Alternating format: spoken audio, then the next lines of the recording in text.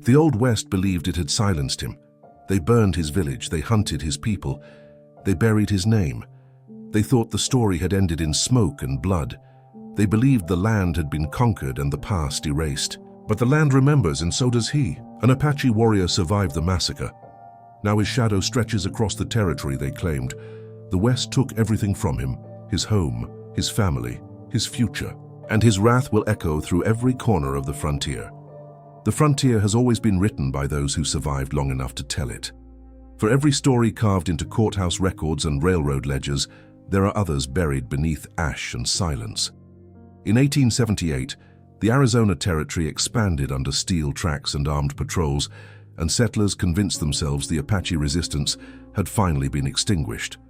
Fire had done its work. Fear had done its work. The land, they believed, had submitted. They were wrong.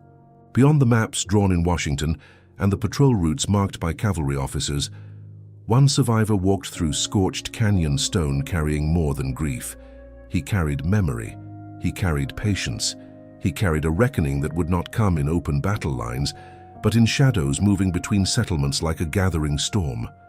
The Old West prided itself on dominance, yet it had never faced vengeance, shaped by loss, so complete that it stripped a man of everything except purpose. This is not a tale of simple revenge. It is a story about erasure, and what happens when the erased refuse to disappear. It is about a land that remembers every drop spilled upon it, and a warrior who understands that silence can cut deeper than gunfire. As his presence begins to ripple across ranches, trading posts, and military outposts, the illusion of control starts to fracture. If you are drawn to stories where history breathes and the frontier is ruthless instead of romantic, subscribe to Echoes of a Lawless Old West like this video and tell me in the comments your country and city. Tonight, we follow the shadow of a survivor and the wrath that refuses to die. The canyon still breathed smoke when he returned to it. Dawn had not yet broken, and the sky hung low in a dull shade of iron, pressing silence over the ruins of what had once been a living village. Charred beams leaned like broken ribs against blackened earth. The smell of burnt mesquite mixed with something heavier, something no wind could carry away. He moved without hesitation, stepping over what remained of walls and memory, his face unreadable beneath the ash that clung to his skin. The soldiers had not buried the dead. They had left them where they fell, as if the desert itself would swallow the evidence of what had been done. He knelt beside the first body he recognized, not touching it at first, only studying the stillness. His breathing remained steady, but his jaw tightened as if holding back something deeper than grief. Morning would come later. Now there was only counting. He counted fathers. He counted mothers. He counted children who had never learned the full shape of the world before it was taken from them. Each face fixed itself into his memory with brutal clarity. The massacre was not chaos to him. It was detail. It was pattern. It was the echo of rifle volleys he had heard from the cliffs while smoke swallowed the sky. He had survived because he had been away when the first shots were fired. Hunting beyond the ridge, he had seen the column of cavalry moving in disciplined silence. By the time he understood their direction, the gunfire had already begun. He ran toward it. Not away, but distance and terrain turned urgency into helpless witness. From above, he watched his world burn. Now he stood in the aftermath, not as a broken man, but as something being forged. Survival was not relief, it was burden. It meant he carried every voice that had been silenced. It meant he alone would remember the songs sung by the river at dusk and the stories told beneath winter stars. The soldiers believed they had ended a threat. They had only condensed it into one body. He rose as the first thin light stretched across the canyon. The desert looked indifferent, almost peaceful, but he understood its patience. The land did not rush justice. It endured. He pressed his palm into the scorched soil, feeling its lingering warmth. This was not farewell. It was acknowledgement. Beyond the canyon, settlers were already resuming their routines. Wagons creaked along new routes. Surveyors hammered stakes into contested ground. Newspapers in distant towns printed brief reports describing a successful operation against hostile resistance.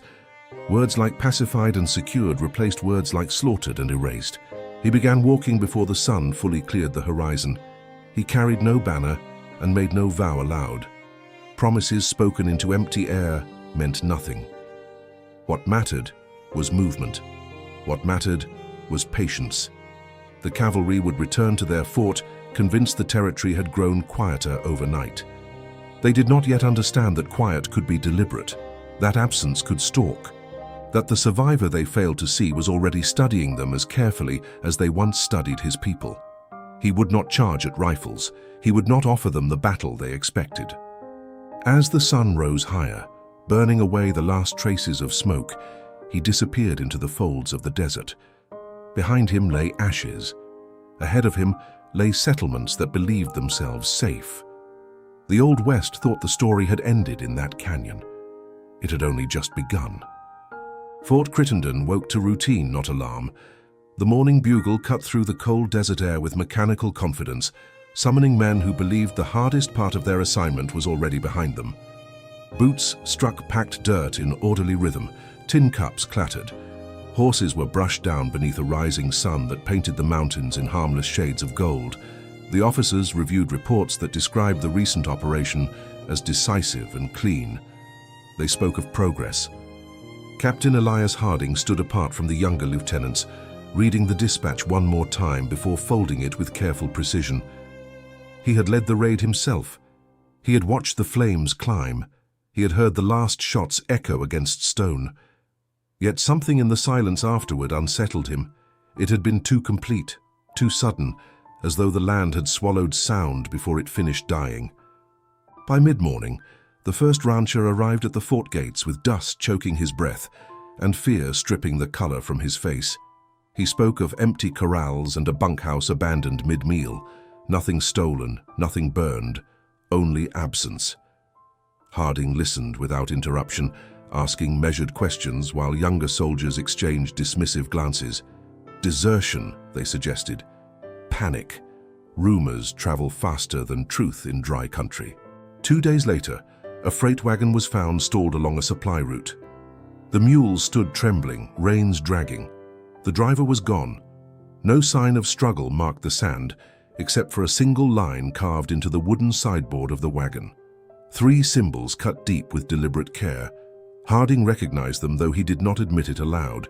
He had seen similar markings years earlier during campaigns meant to break Apache resistance. Word began to spread in low voices through saloons and trading posts. Men who had once bragged about driving natives from their land now avoided speaking after sunset. Horses shied at empty ridgelines. Dogs growled at nothing visible. The territory felt watched, not attacked, watched. And that distinction pressed heavier on the mind than open gunfire ever could. Harding ordered additional patrols, doubling sentries along the outer trails. Reports returned with nothing tangible. No camps discovered, no tracks sustained long enough to follow. The desert seemed to erase evidence as quickly as it was made. Still, the symbols appeared again, carved into a water trough outside a remote homestead. Not random placement, strategic visibility. At night, Harding studied old campaign maps by lantern light. He traced canyon systems and dry washes where a single rider could vanish for weeks. He understood now what his younger officers did not. A lone survivor was more dangerous than a scattered band. A single will, sharpened by loss, moved cleaner than divided command. Beyond the fort walls, the survivor observed from high ground as cavalry patrols expanded their radius in widening circles. He memorized their patterns. He measured the time between rotations. He noted which soldiers laughed too loudly and which scanned horizons with tightening shoulders. Patience guided him more than anger. Anger rushed. Patience endured. He did not strike to kill without reason. He struck to unsettle, to bend certainty into doubt. Each disappearance forced the cavalry to stretch thinner. Each symbol carved into wood forced them to acknowledge a presence they could not capture. He understood that fear, once planted, grew without water. By the end of the week, Fort Crittenden no longer moved with routine confidence. Conversations shortened. Night watches doubled again.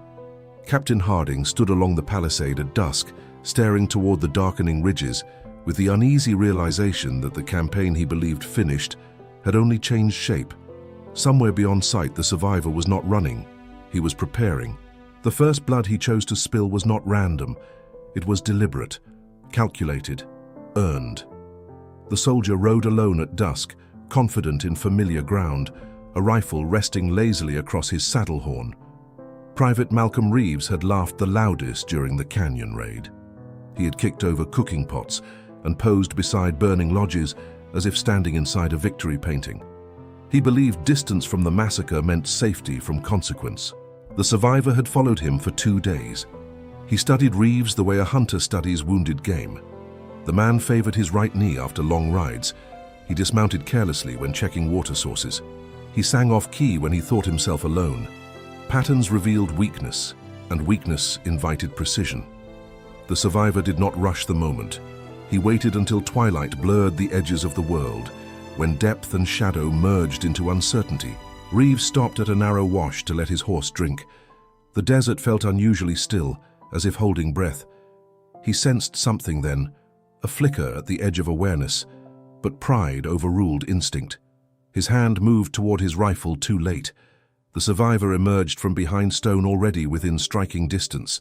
There was no shouted warning, no dramatic exchange, only a swift, controlled motion honed by years of survival. When it was finished, the body was placed upright against canyon rock, not mutilated, not displayed grotesquely, simply positioned. Above him, carved carefully into stone, were the 3 symbols again. Deeper this time, impossible to dismiss as coincidence. The message was no longer abstract. It had a name attached to it. The patrol found Reeves at sunrise. Silence fell heavy over hardened men who had mocked fear days earlier. Harding dismounted slowly, studying the scene without outward reaction. He recognized intention in the placement, in the absence of chaos. This was not savagery, it was communication. The killer wanted them to understand that he chose the time, the place, and the target. Back at the fort, discipline tightened like a pulled wire. Laughter vanished from the barracks. Letters home grew cautious in tone. Harding assembled his officers and spoke plainly. They were not facing scattered remnants. They were facing a mind that knew terrain better than any map, and patience better than any soldier drilled in formation. The survivor did not celebrate. Revenge taken in noise and fury burns quickly and leaves emptiness behind. This was not about satisfying rage in a single stroke. It was about erosion. He understood that one death forced vigilance. Vigilance drained energy, drained morale, drained certainty. He intended to hollow them from within. Across settlements, word spread faster than cavalry orders. Reeves had not died in battle. He had been found as if judged.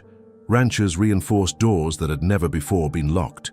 Mothers kept children inside after sunset. The symbols began appearing even where no blood was shed, carved into fence posts and stable beams like silent witnesses. Harding felt the shift most clearly at night. He walked the perimeter alone, listening beyond the usual sounds of insects and restless horses. He sensed observation, though he could not prove it. The survivor was reshaping the battlefield into something unfamiliar. Not lines of engagement, but psychological ground. From high ground miles away, the survivor watched lantern light flicker along the fort walls. He did not smile. He did not gloat. He measured. One life taken. One signal delivered. The Old West had once burned his world to send a message. Now he was answering in a language they could not ignore. Captain Harding stopped thinking like an officer and began thinking like prey. It was not a shift, he admitted aloud, but it shaped the way he moved across the territory. He abandoned predictable patrol loops and ordered irregular routes through dry washes and narrow passes. He studied not only where the survivor had struck, but where he had chosen not to. Absence, Harding realized, was as intentional as action. The survivor, meanwhile, reduced his movements to near invisibility. After Reeves, he did not kill again immediately. He allowed fear to ferment. He let rumors multiply unchecked. Men stationed at remote outposts began seeing shapes in heat shimmer. Shots were fired at mirages. Sleep grew thin and brittle. A tired soldier makes mistakes. A frightened one makes fatal ones. A supply caravan departed from Tucson under armed escort, heavy with ammunition and winter provisions. Harding personally reviewed the route and doubled the guard. The wagons moved cautiously through canyon corridors that amplified every creak of wood and jangle of harness. The desert seemed to press closer with each mile, narrowing into stone throats where ambush felt inevitable. But no ambush came. Instead, as the caravan entered a broad valley near dusk, the lead wagon jerked violently and tilted sideways. The front wheel collapsed inward, its axle cleanly severed. Not splintered, cut. The column halted in confusion. Guards scanned the ridgelines, rifles raised. Nothing moved, no shot echoed, no rider charged. Then they saw them. Across the valley floor, spaced at measured intervals, stood stakes driven into the earth. On each stake hung a cavalry insignia taken from uniforms during the canyon raid. Medals, buttons, torn fabric strips, each one marked with the same 3 symbols burned into the wood beneath. The message was unmistakable. He knew who they were. He remembered each of them. Harding dismounted slowly, examining the severed axle. The cut had been made hours earlier, precise and deliberate. The survivor had known their timing, their route, their confidence. He had not attacked the men. He had attacked their certainty. Harding felt something tighten in his chest, not fear alone, but recognition.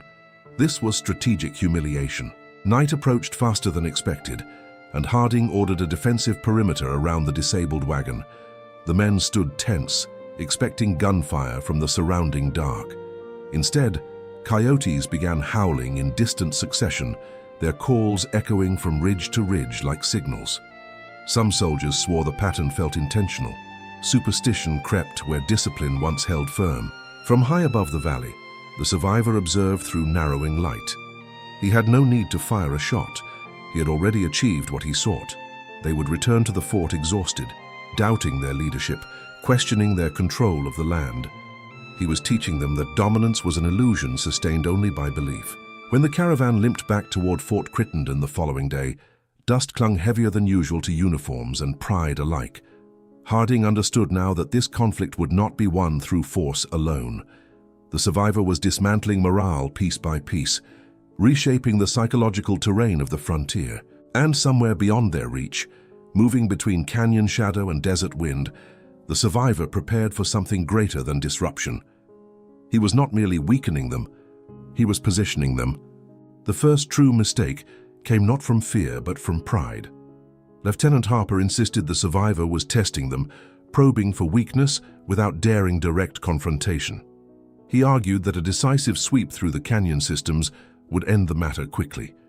Harding listened in silence, aware that youth often confuses aggression with control. Still, pressure from above demanded visible action.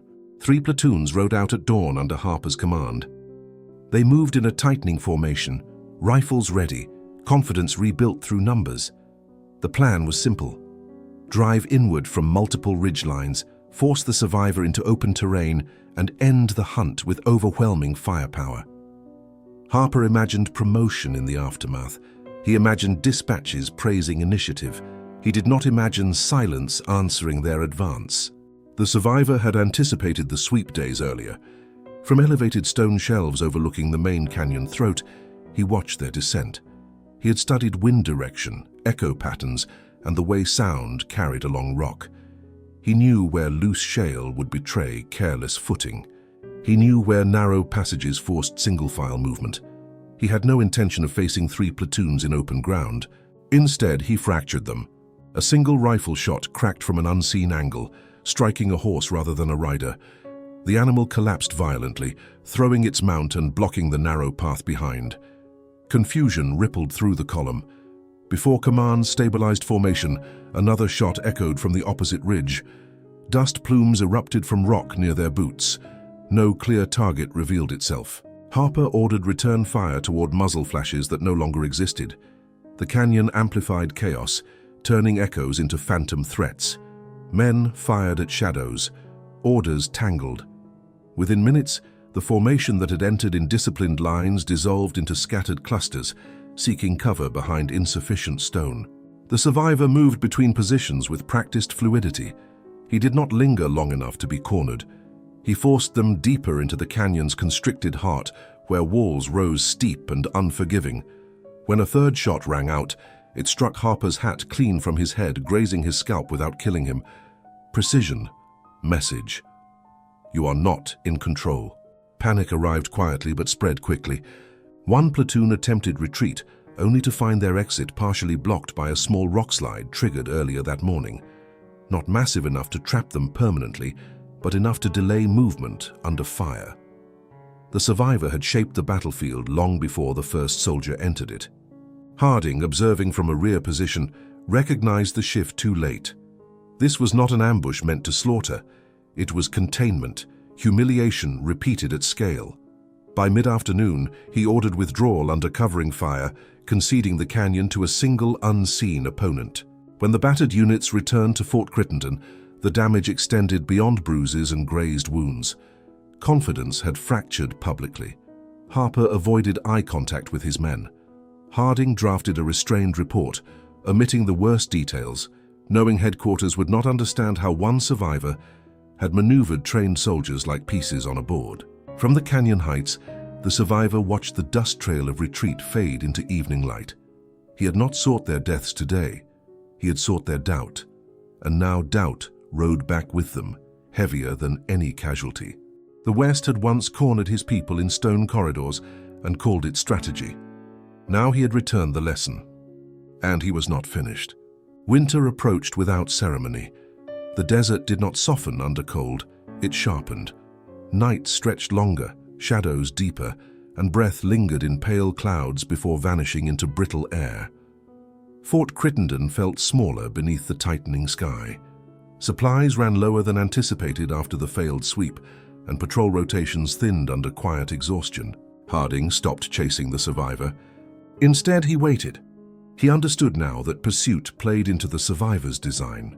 So he pulled men back within defensible perimeters and limited external movement to essential runs only. He aimed to deny opportunity. If the survivor wanted psychological warfare, Harding would offer stillness in return. Let him strike stone walls instead of exposed riders. The survivor noticed the change immediately. From distant ridges, he observed fewer patrols cutting across open terrain. Lantern placements along the fort walls shifted strategically. Sentries rotated irregularly. Harding was adapting. The game was no longer one of humiliation alone. It was becoming a contest of endurance. So the survivor shifted as well. If the fort would not move, he would turn the territory against it. He traveled beyond military lines to settlements that supplied the cavalry with beef, grain, and timber. He did not kill ranchers without cause. Instead, he dismantled infrastructure with quiet efficiency. Wells were fouled with sand. Fences collapsed during the night. Herds scattered into open range. Always the three symbols remained behind, carved deep and unmistakable. Within weeks, shortages crept into the fort like an unseen illness. Rations tightened. Fresh meat became rare. Letters from nearby towns spoke of unease and declining trade. Civilians began questioning the army's ability to secure the region. Harding read each report with a steady expression, though frustration pressed heavily behind his eyes. The survivor had widened the battlefield beyond military engagement. One night, under a moon cut thin as bone, the survivor approached closer than ever before. He did not intend slaughter. He intended presence. Crawling through dry brush beyond the outer perimeter, he studied guard patterns at intimate distance. He could hear murmured conversations, smell tobacco smoke, see the silhouette of Harding standing alone near the inner wall, scanning darkness that concealed him. For a long moment he considered ending it there. One rifle shot, one decisive strike, but that would close the story too cleanly. Harding had begun to understand him. Respect, reluctant and unspoken, had formed between hunter and hunted. The survivor chose restraint. Instead, before retreating, he carved the three symbols into the base of a wooden watchtower support beam. Not hidden, not subtle. A whisper placed at the fort's very foundation. The discovery at dawn unsettled the garrison more than any canyon engagement. He had been inside their shadow, inside their sense of safety. Harding ran his hand across the carved marks, feeling their depth. He did not shout. He did not threaten retaliation. He simply understood the message. The survivor could end lives at will. He was choosing not to. This was no longer about revenge alone. It was about power. And as winter settled across the Arizona territory, both men recognized that the final confrontation would not be accidental. It would be chosen. The final move did not begin with gunfire. It began with an invitation.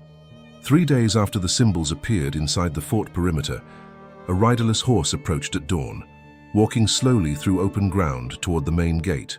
No saddle, no rifle, only a strip of cavalry blue cloth tied around its neck. The guards hesitated before lowering their weapons and allowing it closer. Attached to the cloth was a small wooden token carved with the 3 familiar symbols, and beneath them, a single line etched in English, "Come alone." Harding read the message twice before folding it into his coat pocket. His officers protested immediately, arguing trap, deception, suicide. Harding listened without interruption. He knew it could be all 3, but he also understood something they did not. The survivor was not seeking chaos anymore. He was seeking closure. By late afternoon, Harding rode out alone. He carried his sidearm but kept it holstered. The meeting place lay within the same canyon system where the massacre had occurred months earlier. The air felt thinner there, as if memory consumed oxygen. Harding dismounted at the canyon floor and waited in open ground, resisting the instinct to scan every ridge. The survivor emerged without spectacle. He stepped from shadow into full view, rifle lowered but ready. For the first time, they faced one another without distance or echo between them. Harding saw not a phantom nor a savage, but a man shaped by loss into something unbreakable. The survivor saw not merely a uniform, but the officer who had commanded the fire that erased his world. Silence held them longer than hostility. Harding spoke first, not with apology but with recognition. He admitted the campaign had been ruthless. He admitted civilians had died. He did not excuse it with orders or necessity. The frontier demanded brutality, he said, but that did not make it righteous. The words were not rehearsed, they were worn. The survivor listened without lowering his rifle. He stepped forward and pointed toward the canyon walls where smoke had once climbed into sky. He spoke quietly, his voice steady. He did not ask for surrender. He did not ask for compensation. He demanded acknowledgement. That the land was not empty, that his people were not obstacles, that what had been done would not be rewritten as victory in some distant report. Harding removed his hat. It was not surrender, it was respect. He promised that no further campaign would be launched into that canyon.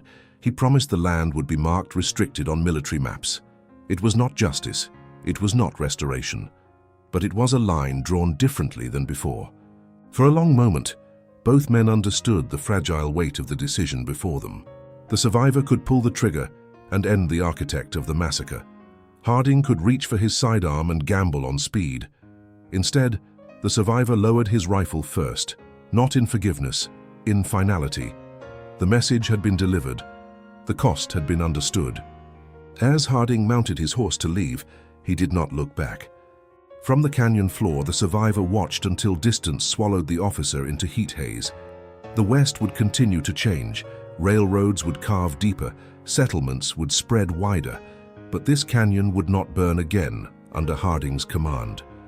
The Old West believed it had silenced him. It had not. It had been forced to listen. History would not record his name in polished ink. No monument would rise in the canyon where ashes once smoldered. The reports sent east would speak of stabilized territory and reduced hostilities, carefully omitting the truth that power had shifted in silence.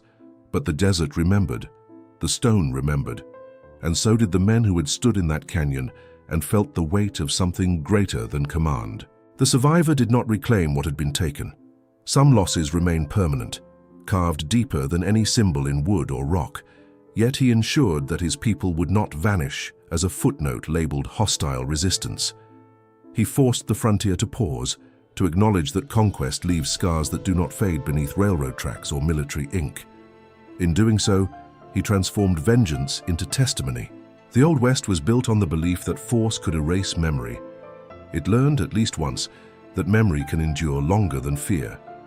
And somewhere beyond mapped borders and claimed land, a lone figure moved through canyon shadow, not as a ghost of the past, but as proof that survival itself can echo louder than gunfire.